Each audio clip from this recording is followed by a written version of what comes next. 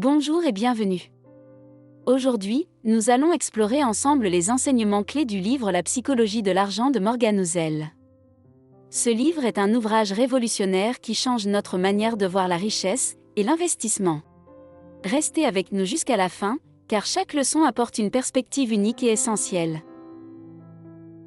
Dans ce monde où chacun aspire à plus de richesse, il est crucial de comprendre que l'accumulation de richesse est moins une question de connaissances financières ou d'opportunités de carrière, et plus une question de psychologie et d'attitude. Dans ce livre, Morgan Housel décrit la situation financière comme étant davantage le reflet du rapport qu'on a avec l'argent, plus qu'une conséquence directe de notre profession ou de nos études. Que vous soyez dans le secteur créatif, la technologie, l'éducation ou tout autre domaine, c'est votre manière de gérer, d'investir et de penser l'argent qui détermine votre avenir financier, bien plus que votre poste actuel ou votre parcours académique. Première leçon, l'attitude est la clé. Dans la première partie de son ouvrage, La psychologie de l'argent, Morgan Housel souligne une idée puissante selon laquelle accumuler de la richesse dépend plus d'une attitude adéquate que de connaissances financières poussées. Il nous fait comprendre que le succès financier repose sur un état d'esprit particulier, un équilibre entre l'ambition et la prudence, le risque et la réflexion. Housel insiste sur l'importance de la prise de risque mesurée. L'ambition, selon lui, doit être tempérée par une évaluation réaliste des opportunités et des menaces, dans le respect de nos valeurs personnelles et de notre environnement. Il explique que nos décisions financières doivent être en harmonie avec nos principes pour être véritablement fructueuses. Morgan met en lumière l'approche mentale et émotionnelle de l'argent qui joue un rôle crucial dans notre capacité à créer de la richesse.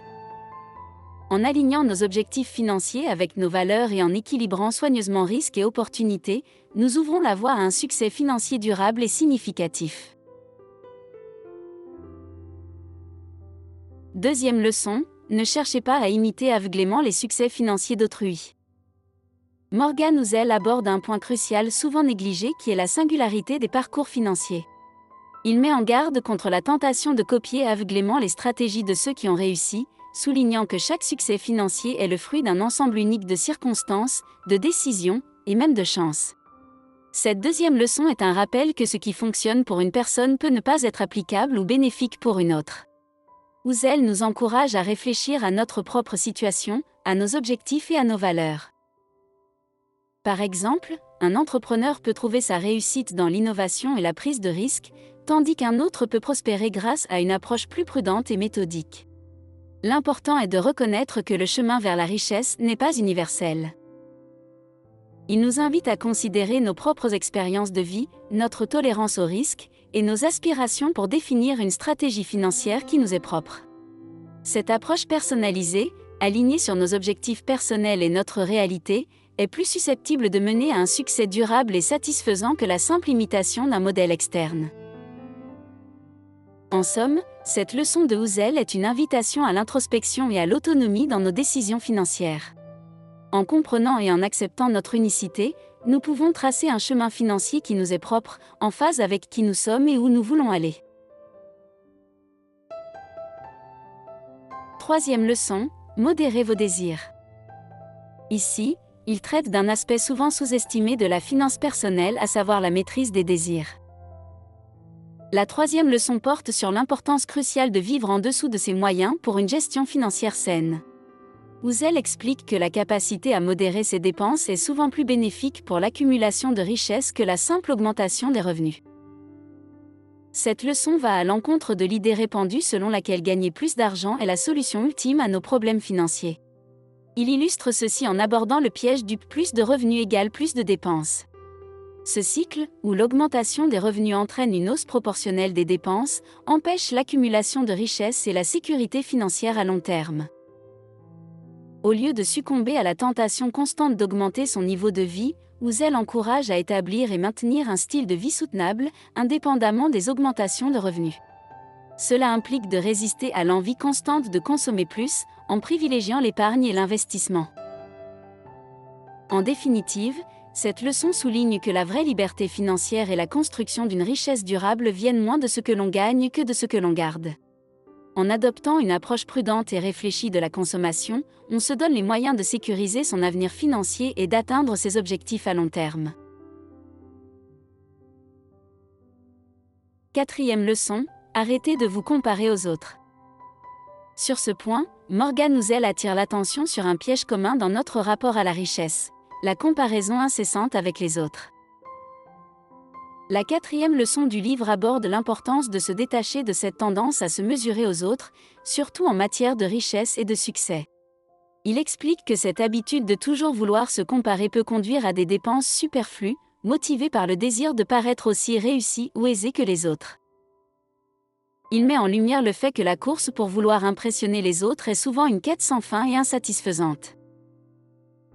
Par exemple, acheter une voiture de luxe ou une montre coûteuse peut sembler augmenter notre statut social, mais cette satisfaction est généralement éphémère et peut entraîner un cercle vicieux de consommation.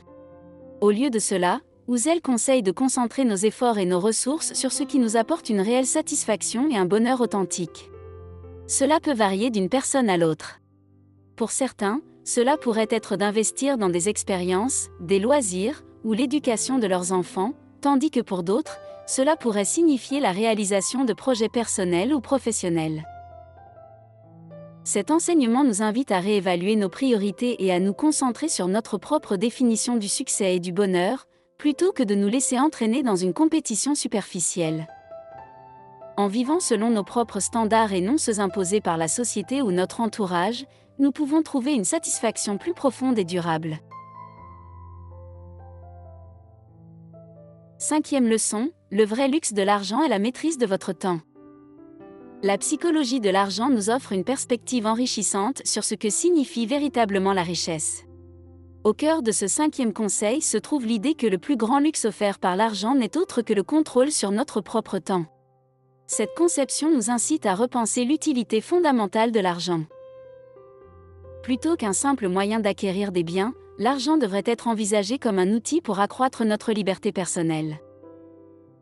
Housel suggère qu'en utilisant nos ressources financières pour nous libérer des contraintes et des obligations, nous pouvons façonner notre vie selon nos désirs les plus profonds. Imaginez avoir la liberté de choisir votre carrière non pas sur la base du salaire, mais sur celle de la passion, d'organiser votre emploi du temps non pas selon les exigences d'un patron, mais selon vos propres priorités, de passer du temps avec ceux que vous aimez, quand vous le voulez. Ce changement de perspective sur l'argent nous amène à valoriser le temps au-dessus des possessions matérielles. Housel insiste sur l'idée que le vrai bonheur découle de cette liberté de choisir comment vivre notre vie. Ainsi, au lieu de mesurer la richesse par des chiffres sur un compte en banque, nous devrions la mesurer par la quantité et la qualité du temps qu'elle nous permet de contrôler et d'apprécier. Sixième leçon, comprenez et utilisez le pouvoir des intérêts composés. Morgan Housel dévoile ici le potentiel extraordinaire des intérêts composés, un concept clé pour quiconque souhaite bâtir une richesse durable. La sixième leçon de son livre est consacrée à la compréhension et à l'application de ce puissant outil financier. Morgan souligne que même des investissements modestes, lorsqu'ils sont maintenus sur une longue période, peuvent se transformer en sommes considérables grâce à l'effet cumulatif des intérêts composés. Ici, est mise en avant l'importance de la patience et de la régularité dans les investissements. Il illustre ceci avec l'exemple d'un jeune investisseur qui commence à mettre régulièrement une petite somme de côté. Au fil des années, ces contributions, bien que modestes, accumulent des intérêts qui à leur tour génèrent des intérêts, entraînant une croissance exponentielle de la richesse initiale. L'accent est mis sur le fait que l'effet des intérêts composés est souvent sous-estimé en raison de sa croissance initialement lente, mais pourtant son impact à long terme est impressionnant. Cette stratégie d'investissement patiente et disciplinée est présentée comme un moyen efficace d'atteindre une sécurité financière à long terme, sans nécessiter de gros investissements initiaux. En résumé, cette leçon de Housel nous encourage à adopter une vision à long terme dans leurs décisions financières et à utiliser le pouvoir des intérêts composés comme levier pour l'accumulation de richesses. Elle rappelle que la clé de la construction d'une fortune significative réside souvent dans la persistance et la compréhension des principes financiers fondamentaux, plutôt que dans la poursuite de gains rapides et risqués. Septième leçon, accepter les aléas et les incertitudes des investissements. Ce livre aborde en ce point un aspect souvent difficile à accepter, qui est que l'investissement comporte inévitablement des aléas et des incertitudes, et que ces éléments doivent être considérés comme des composantes naturelles du processus d'investissement, plutôt que des reflets d'échecs personnels. Ouzel souligne que même les stratégies d'investissement les mieux conçues ne sont pas à l'abri des turbulences du marché. Il explique que les fluctuations des marchés ne devraient pas être vues comme des indicateurs de mauvaises décisions, mais plutôt comme des opportunités d'apprentissage et de croissance. Par exemple, une baisse soudaine du marché peut effrayer de nombreux investisseurs, mais ceux qui comprennent et acceptent ces fluctuations comme partie intégrante de l'investissement sont mieux préparés pour maintenir leur cap et potentiellement profiter des opportunités qui en découlent. Morgan Housel encourage à adopter une perspective à long terme et à rester fidèle à sa stratégie d'investissement, malgré les différentes péripéties et obstacles auxquels on fait face. Accepter ces incertitudes permet non seulement de mieux naviguer dans le monde de l'investissement, mais aussi de réduire le stress et l'anxiété souvent associés aux fluctuations financières. Leçon 8, il y a une différence entre gagner de l'argent et le conserver. Enfin, dans cette dernière et 8e leçon, Morgan Housel aborde une distinction fondamentale dans la gestion des finances personnelles, la différence entre gagner de l'argent et le conserver. Cette leçon nous enseigne que ces deux compétences requièrent des approches et des mentalités différentes, et qu'il est crucial de développer un équilibre entre celles-ci. Gagner de l'argent peut souvent impliquer de prendre des risques, d'être proactif et d'adopter une attitude d'optimisme face aux opportunités d'investissement.